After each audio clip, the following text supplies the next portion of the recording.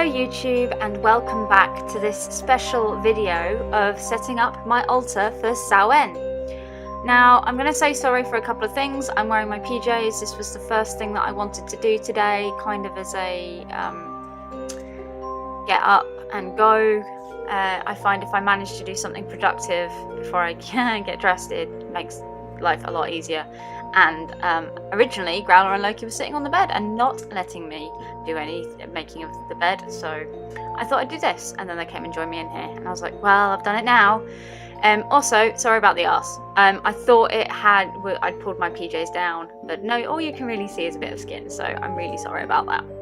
But anyway, I hope you enjoy this video anyway.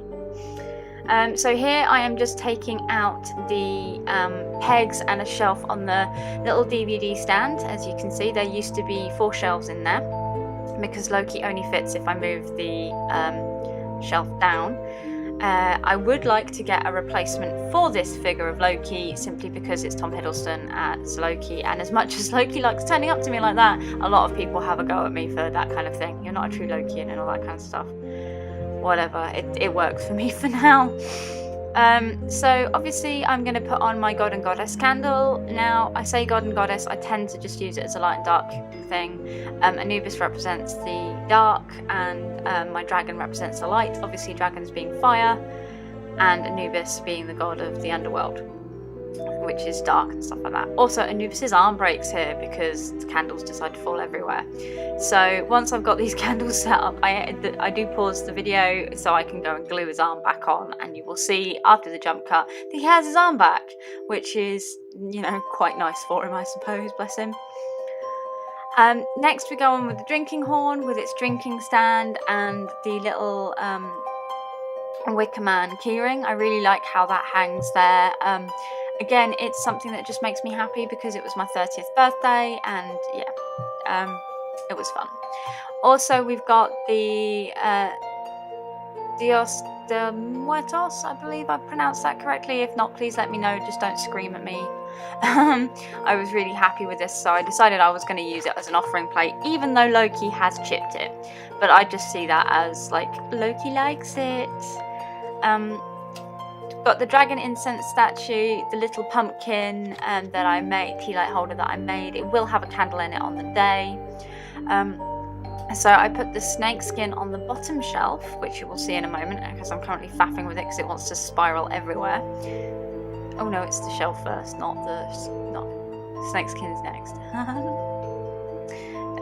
There we go. Put it on the bottom shelf. So I have representations of every one of Loki's sons and daughters, except for Vali and Nafi. I'm going to work on that. They like toys and gifts and stuff like that, so there will be some toys on here probably at some point. Not right now, obviously. I forgot to get my candles out, so I got really frustrated there. I was like, I'm going to make all this and then I'm going to move it around again. So I have actually moved everything around. It looks quite nice.